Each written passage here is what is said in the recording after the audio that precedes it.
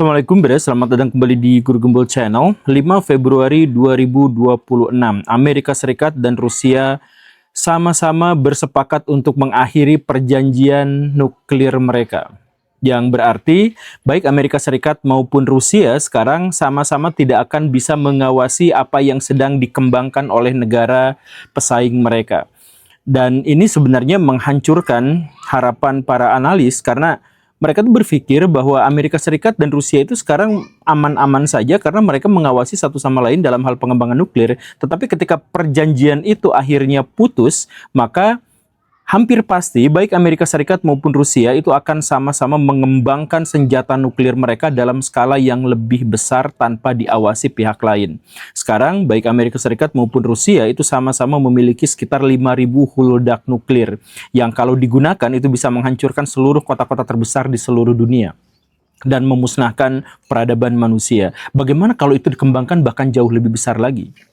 Nah, kalau kita tindak lanjuti pemikiran liar kita, seandainya Amerika Serikat dan Rusia benar-benar terlibat perang skala penuh sampai akhir dan mereka tidak menggunakan sekutu dan aliansi, tidak menggunakan tekanan politik dan ekonomi, maka siapa kira-kira di antara mereka yang akan menang perang?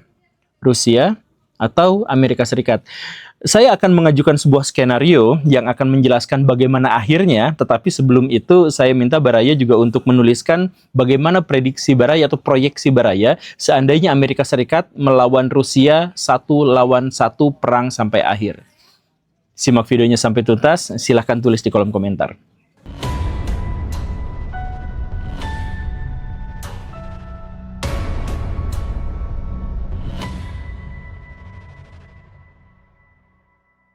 Sebelum kita menyajikan bagaimana kronologi perang mereka, saya akan sampaikan beberapa data yang mungkin dibutuhkan. Yang pertama itu adalah bahwa anggaran militer Amerika Serikat itu di tahun 2018 itu sekitar 13 kali lipat lebih besar daripada anggaran militer Rusia.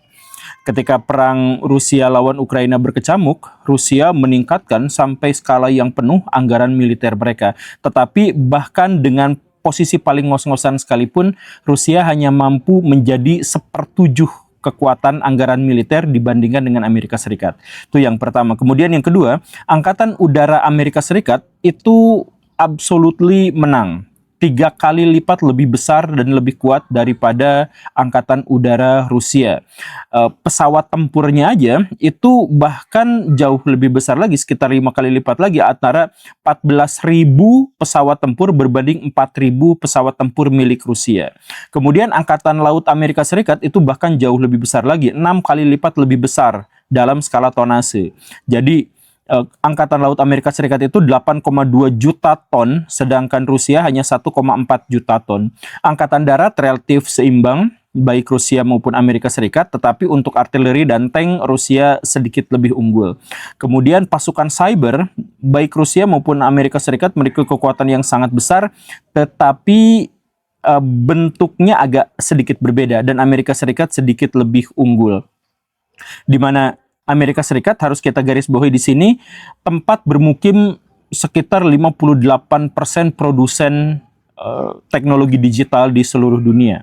Jadi lebih dari setengahnya itu ada di Amerika Serikat. Ya, kita mengetahui itu kan, dan mereka juga memiliki satelit yang mumpuni, mereka juga memiliki kemampuan cyber yang sangat luar biasa dan sebagainya. Dalam hal ini Amerika Serikat kembali unggul. Ditambah lagi berbicara tentang satelit, Amerika Serikat itu punya pasukan luar angkasa. Ini serius ya, bukan Avenger. Mereka punya pasukan luar angkasa karena mereka itu memiliki sekitar 8.500 satelit aktif, yang 2.500-nya adalah satelit militer. Ini berbanding jauh dibandingkan dengan Rusia yang hanya memiliki 1.500-an satelit dan 110 satelit militer. Nah, dalam hal seperti ini, situasi di atas kertas, maka Amerika Serikat unggul jauh dibandingkan dengan Rusia. Ditambah lagi dengan masalah geografis. Amerika Serikat itu sangat diuntungkan karena mereka diapit oleh 2 samudra yang mengisolir mereka dari potensi serangan-serangan dari luar. Dan lautan baik Atlantik maupun Pasifik itu adalah kekuatan besar Amerika Serikat. Sedangkan Rusia terkurung di tengah-tengah daratan, dan kalaupun mereka harus menjelajah ke lautan, mereka hanya punya 3 pintu. Satu pintu di Asia dan itu terlalu jauh dari pusat pemerintahan mereka. 2 pintu yang lebih dekat itu bisa aja diblokade karena wilayah itu adalah wilayah musuh mereka. Nah, Rusia dalam hal geostrategis sangat tidak diuntungkan, dan karena itulah sebenarnya maka doktrin militer mereka juga agak berbeda. Amerika Serikat menciptakan senjata itu fokusnya adalah pada kekuatan siluman, tidak terdeteksi, tetapi mereka menciptakan sistem sonar yang baik, pemindai yang sangat baik, kemudian radar yang sangat baik. Intinya adalah bagaimana caranya mereka tidak terlihat dan menembak lebih dulu. Mereka juga fokus pada pengembangan senjata yang tidak sangat kuat, tetapi presisi dan akurat.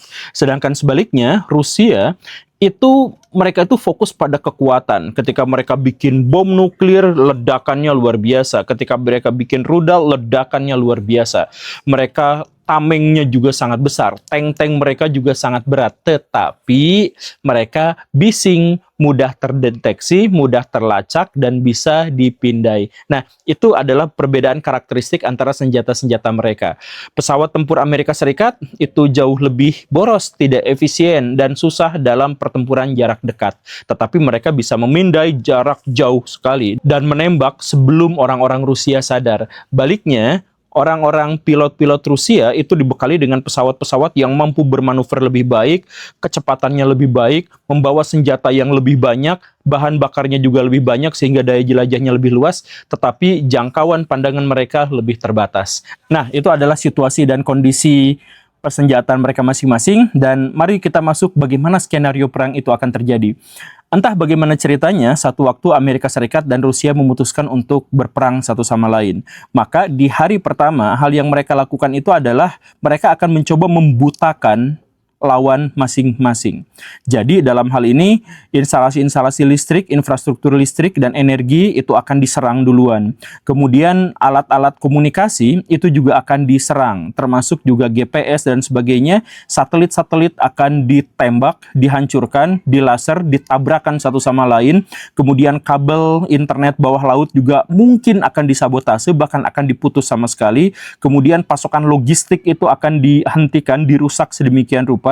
Kemudian perdagangan dan sirkulasi uang di bank-bank mereka itu akan dihack atau akan dihentikan sama sekali.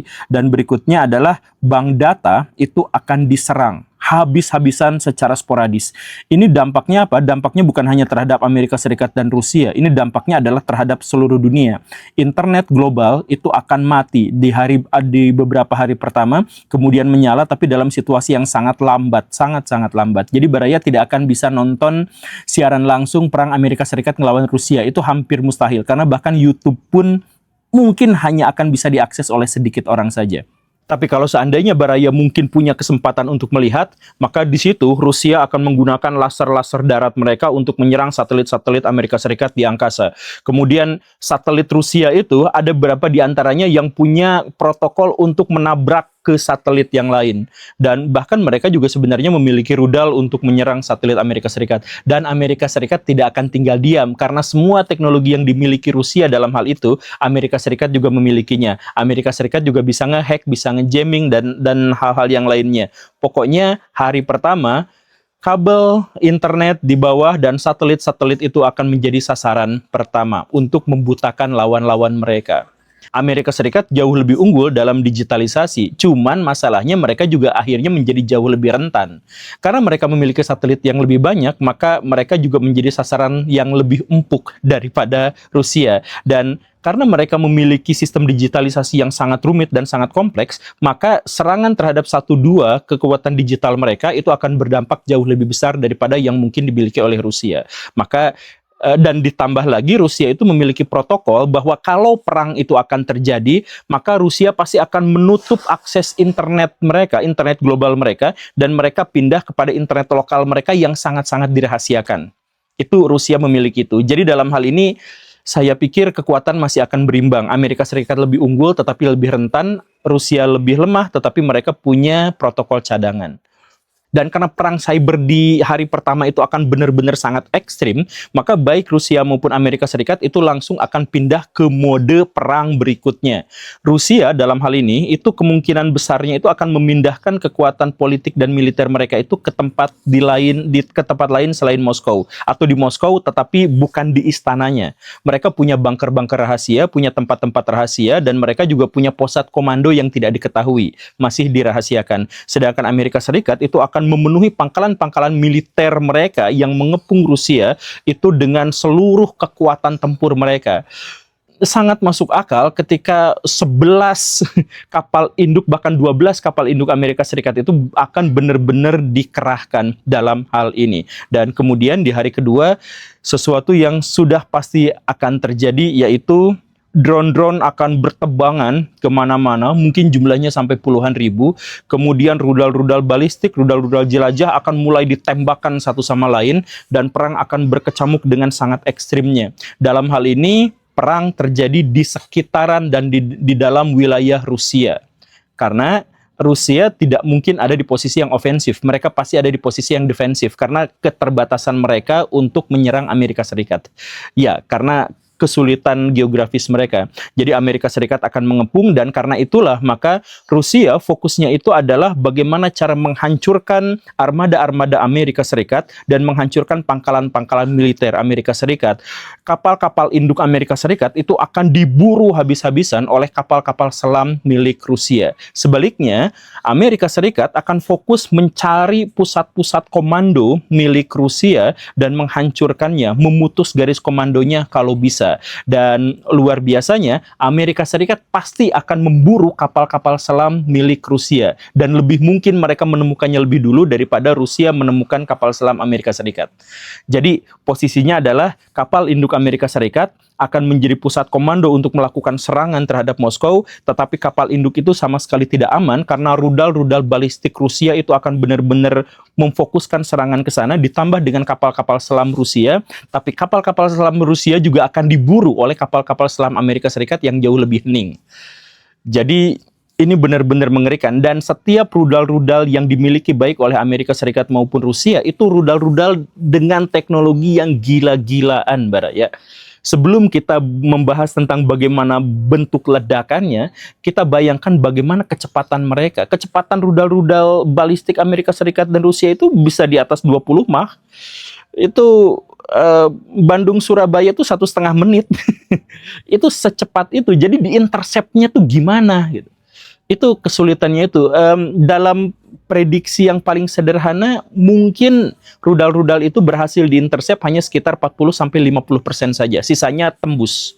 Dan kalau tembus ya berarti kerusakan massal akan terjadi, tetapi dalam skala yang lebih menyakitkan di kubu Rusia, karena mereka perangnya di dalam negeri.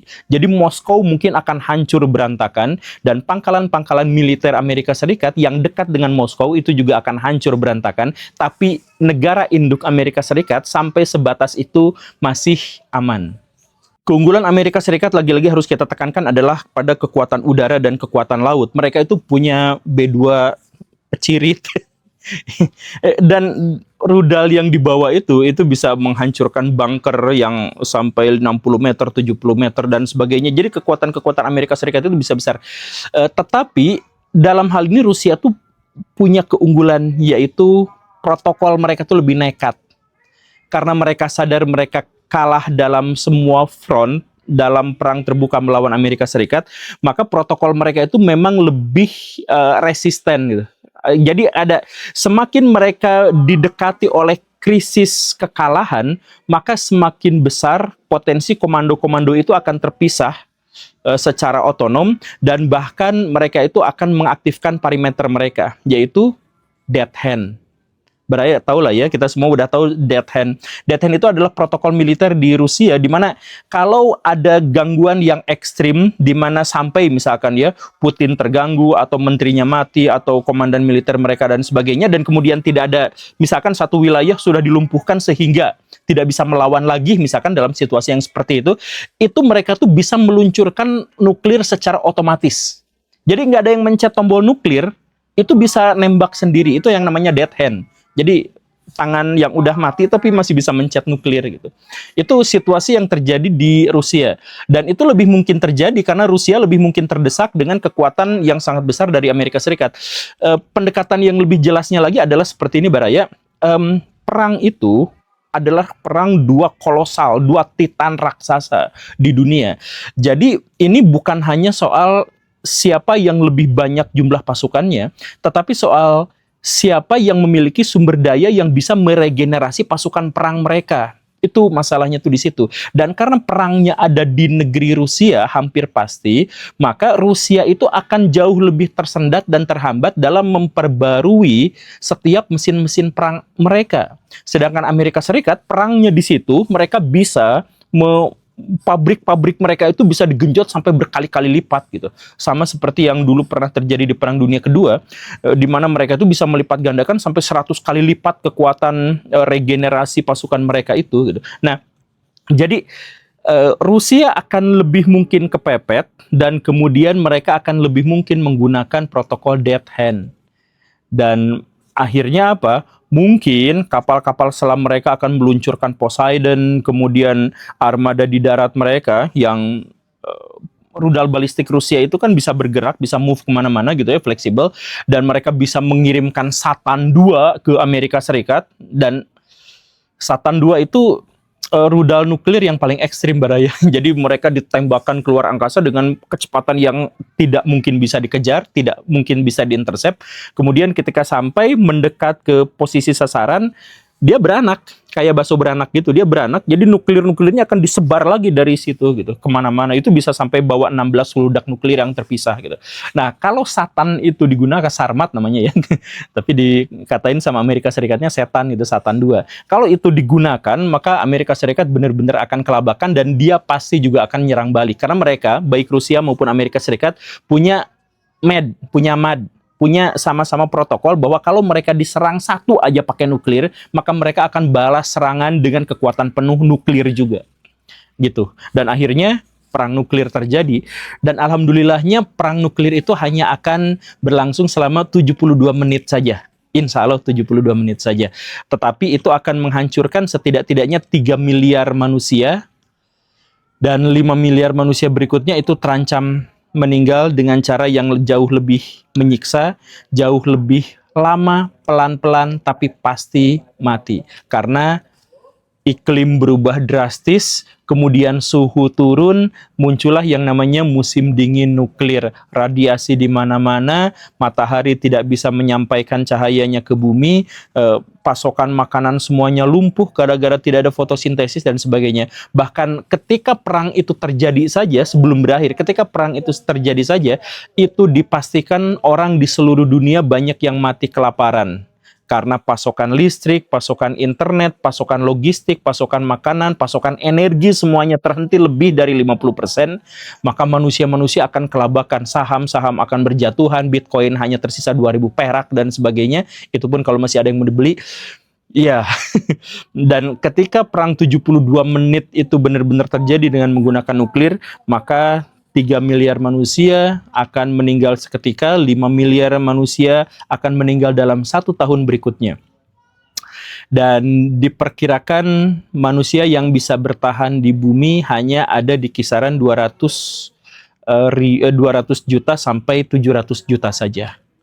Dan setelah perang itu berakhir, Amerika Serikat tidak menang perang, Rusia juga tidak menang perang. Tidak ada yang namanya Amerika Serikat, tidak ada yang namanya Rusia. Yang ada adalah Cina akan mendominasi dunia dan menjadi negara adidaya baru di tengah puing-puing kehancuran, dan manusia kembali ke peradaban abad pertengahan. Terima kasih karena sudah menyimak. Saya Guru Gembul. Assalamualaikum warahmatullahi wabarakatuh.